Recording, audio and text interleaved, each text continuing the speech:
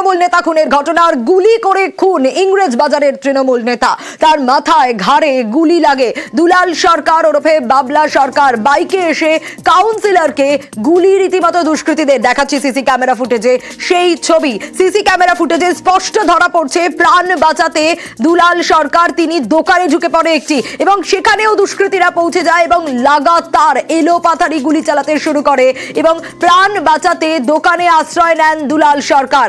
দোকানে ঢুকেই এলোপাথারি গুলি দুষ্কৃতীদের।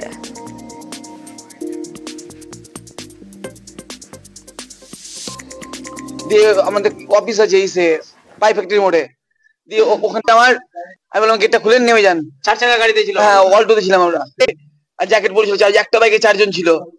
তো আমি কাকু বললাম কাকু আপনি একটা গাড়িতে উঠে যান। এবার তখনই কিন্তু করেছে, কাকু গাড়িতে না উঠে দৌড়িয়ে ইসের দিকে ঢুকে গেছে, টায়ারের দোকান আছে সামনে, ওই দোকানে ঢুকেছে। এবার আমি লোকজন ডাকতে ডাকতে তখন ওরা মেরে বেরিয়ে গেছে। আমি কাকু খুঁজে পাচ্ছি না, দিয়ে আমি তুলছি আর তুলতেও পারছি না। একটা ব্যাগে 4 জন ছিল। যখন ফায়ার হলো তখন বাবলা দিয়ে দৌড়ে আসলো, এখানে আবার ফায়ার হচ্ছে, বুলেট সব এখানে পড়ে যায়।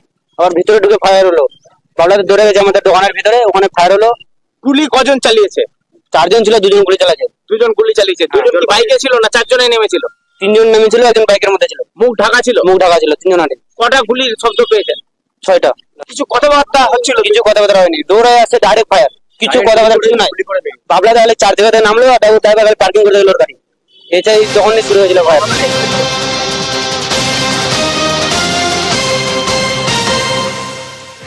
তৃণমূল নেতা খুনে পুলিশকে ভর্ৎসনা, পুলিশ সুপারের কড়া সমালোচনা। মুখ্যমন্ত্রীর আইন শৃঙ্খলা রক্ষায় জোর দিচ্ছে না পুলিশ।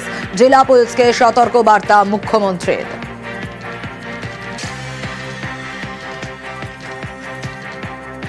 আমার খুব পরিচিত একজন, আমার খুব সহযোদ্ধা, অন্তত বিগিনিং আমার সাথে কাজ করছে, বাবলা সরকার, আজকে মার্ডার হয়েছে এবং পুলিশের গাফিলতিতে, অফকোর্স এসপির অপদার্থতার জন্য তার সিকিউরিটিও আগে তুলে নেওয়া হয়েছিল।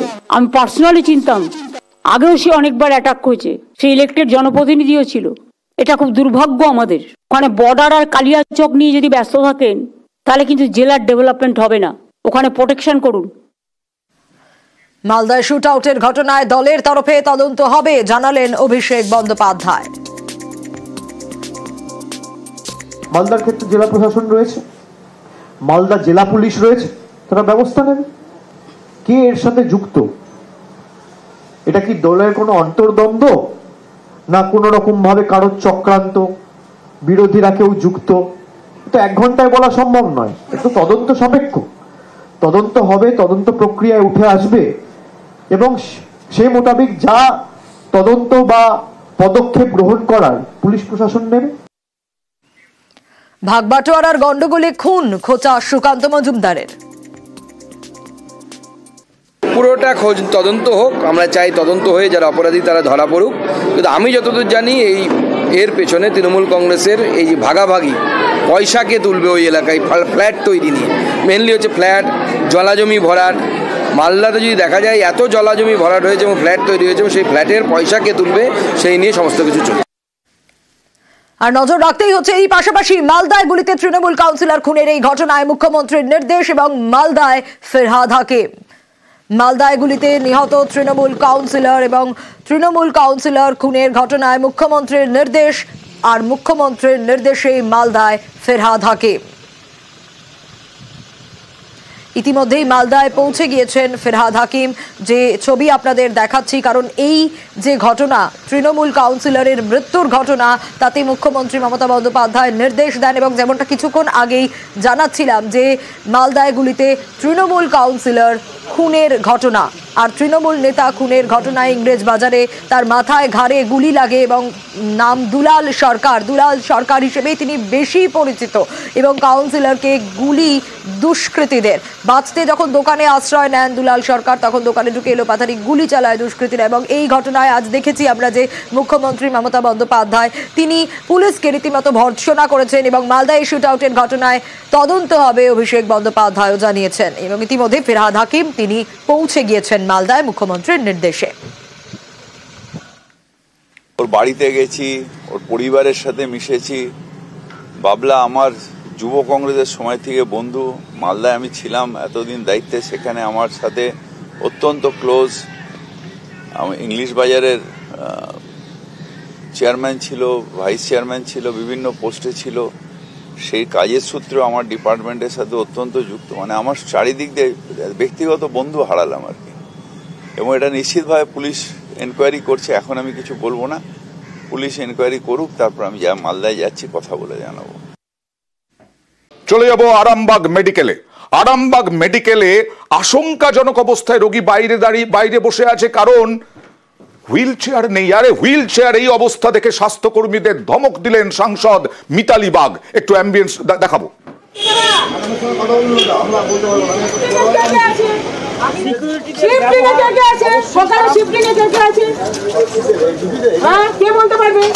আপনি যদি সুপারভাইজার হন, সুপারভিশন করছেন, কাদের সুপারভিশন করেন? আপনি হাউসকিপিং সুপারভিশন করেন, তাই তো? যারা ডিউটি আছে তাদেরকে কে পরিচালনা করেন? যিনি মাল আনতে তিনি কোথায়? আরেকজন কোথায়? ওই যে ইয়ে কাটছে, ঘুমাচ্ছেন, ওই দাঁড়িয়ে আছেন, ওইগুলো কাটছেন, ওই উনি আসুন, আপনি দেখুন ঘুমাচ্ছেন। যদি একটা এমার্জেন্সি আসে পেশেন্ট, তার দায়িত্বটা কে নেবে? যিনি মাল আনতে কাজ করে গেছেন, সিস্টার পাঠিয়েছে। তাহলে এখন যদি ধরুন আমি আসছি, আমাকে কে আনবে? আমার একজনের জিবিএস থাকা সত্ত্বেও নামানোর, পেশেন্ট নামানোর কেউ লোক নেই। কতক্ষণ থেকে ডিউটি ধরেছেন? কথা বলবো প্রতিনিধি শুভদীপের সঙ্গে। শুভদীপ, কি সিচুয়েশন হয়েছিল? মিতালি বাগ এটা শুনেই কি ছুটে গেছিলেন হাসপাতালে? দেখো অরণ্য, এদিন এক দুর্ঘটনাগ্রস্ত রোগীকে দেখতে গিয়েছিলেন আরামবাগের সাংসদ মিতালি বাগ। এই সময় তিনি খবর পান খানাকুল থেকে আসা ফতেমা বিবি বলে একজন রোগী, তিনি অ্যাম্বুলেন্সে দীর্ঘক্ষণ এমার্জেন্সির সামনে অপেক্ষা করছেন, কিন্তু হুইল চেয়ার নেই তাকে নিয়ে যাওয়ার মতো, মানে ভর্তি করার মতো হুইল চেয়ার নেই যে ওখান থেকে অ্যাম্বুলেন্স থেকে রোগীকে ভিতরে নিয়ে যাবেন। সেই হুইল চেয়ার না থাকায় সাংসদের কাছে খবর যায় এবং সেই সময় সঙ্গে সঙ্গে সাংসদ নিজে সেখানে উপস্থিত হন এবং নিজেই হুইল চেয়ার নিয়ে সেই রোগীকে নিয়ে যাওয়ার জন্য উদ্যত হন এবং নিরাপত্তা রক্ষীদের সঙ্গে রীতিমতো কাড়াকাড়ি হয় হুইল চেয়ার নিয়ে। সাংসদ নিজেই বলেন যে তিনি নিয়ে যাবেন, এতক্ষণ যেহেতু রোগী দাঁড়িয়ে আছেন, আপনারা কোনো ব্যবস্থা করেননি, তাই তিনি হুইল চেয়ারে করে রোগীকে নিয়ে যাবেন। এরপর তার চেষ্টায় কিন্তু রোগীকে ভর্তি করা হয়। এরপরেই সাংসদ সেখানে ঢোকেন এবং হাসপাতালে কতজন কর্মী রয়েছেন, ঠিকঠাক কর্মী রয়েছেন কিনা সমস্ত বিষয়ে খোঁজ নেন এবং স্বাস্থ্যকর্মীদের রীতিমতো পরিষেবা। কেন এরকম অবস্থা হলো মিতালি বাগ, তারপরে কি বললেন? তিনি পরিষ্কার বললেন যে কয়েকদিন আগে তিনি রোগী কল্যাণ সমিতির জনসংযোগ প্রতিনিধির দায়িত্ব পেয়েছেন, সেই বিষয়ে নানা অভিযোগ তিনি পাচ্ছিলেন হাসপাতালের পরিষেবা নিয়ে, হাসপাতালের নিজস্ব গাড়ি নিয়েও ক্ষোভ রয়েছে, সেটা তিনি ব্যবস্থা নেবেন আগামী দিনে, সেই আশ্বাস দিয়েছেন। এবং তিনি এরপর আরামবাগের যে মেডিকেলের যে অধ্যক্ষ, সেই অধ্যক্ষের সঙ্গে বৈঠকও করেছেন রোগীদের পরিষেবার মান বাড়ানো নিয়ে। খুবই স্বাভাবিক, কারণ এইভাবে একজন রোগী এসে পড়ে থাকবেন, তারপরে আহত এসে পড়ে থাকবেন, আর হুইল চেয়ার পাওয়া যাবে না, কারো কোনো উদ্যোগ নেওয়া হবে না। কি বলছেন মিতালি বাগ আর রোগীর আত্মীয়রা, দেখুন। আমার সাথে আজকে একটা পেশেন্ট এসেছে, আমি তাকে দেখাবো। সে পেশেন্ট দেখাতে এসে দেখলাম যে কোনো স্টাফ নেই নামানোর। এই বিষয়টা আমার জানা ছিল না, বিষয়টা অবশ্যই আমার স্বাস্থ্যসাথী ডিপার্টমেন্ট থেকেও কিছু খবর এসেছে, আমি ওটাতেও আমি যাব যে কজন স্টাফ আছে আমি বলতে পারছেন কি, আমার আজকে খুব লজ্জা। যদি কোথাও কোনো ভুল ত্রুটি থেকে থাকে সেটা আমি অবশ্যই খতিয়ে দেখবো, বা আমি আজকে সারাদিনই এই মেডিকেল চত্বরেই থাকছি, বা আরও কী কী এই ধরনের সমস্যা আছে আমি নিজের চোখে সেটা খতিয়ে দেখবো বা নিজে গিয়ে সে স্পটে যাবো। ইকো করতে নিয়ে গেলাম, হুইল চেয়ার নেই এখানে? হুইল চেয়ার নাই। কিসে নিয়ে যাচ্ছেন আপনারা? এখন নিয়ে যাবো তো, এখন স্ট্রেচারে নিয়ে যেতে হবে, নাহলে বাধ্য হয়ে। একটা অসুস্থ পেশেন্ট খানাকুল থেকে তাকে নিয়ে আসা হয়েছিল ভদ্র মহিলাকে, তিনি আধা ঘন্টা ধরে অ্যাম্বুলেন্সে দাঁড়িয়ে দাঁড়িয়ে অপেক্ষা করছেন, কিন্তু হুইল চেয়ার দিয়ে কোনো ব্যবস্থা করে দেওয়া হচ্ছে না। তিনাকে আমি দেখলাম যথেষ্ট তিনি সদর্থক ভূমিকা পালন করেছেন এবং কর্তব্যরত যারা ছিলেন তাদেরকে এক প্রকার ধমক দিয়ে তিনি বলেছেন যে কর্তব্যে গাফিলতির কথা। হাসপাতাল কর্তৃপক্ষ কি করছিল প্রশ্ন উঠছে, কেন সাংসদকে হস্তক্ষেপ করতে হলো? অধ্যক্ষ কি বলছেন? বিশেষ করে word boy, word girl, security, এই জায়গাগুলোতে আমাদের অনেক ঘাটতি আছে। তো আমরা সেই পরিষেবা যাতে দেওয়ার চেষ্টা করছি এবং সরকারের কাছ থেকে এই মানুষদের যদি আমরা অ্যাপয়েন্টমেন্ট পেয়ে যাই তাহলে আরো পরিষেবা উন্নত করব। ব্যাপারটা ইনকোয়ারি করছি এবং যারা দোষী তাদেরকে আমি শাস্তির ব্যবস্থা করব।